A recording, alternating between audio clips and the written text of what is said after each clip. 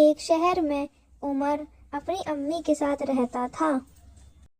عمر گرمیوں کی چھٹی میں اپنی نانی کے گھر جا رہا تھا۔ وہ بس کا انتظار کرنے لگے اور تھوڑی ہی دیر بعد بس آ گئی۔ تبھی عمر کی امی نے اسے بتایا، کیا تم نے سفر کی دعا پڑھی؟ عمر نے کہا، نہیں امی، مجھے سفر کی دعا نہیں آتی۔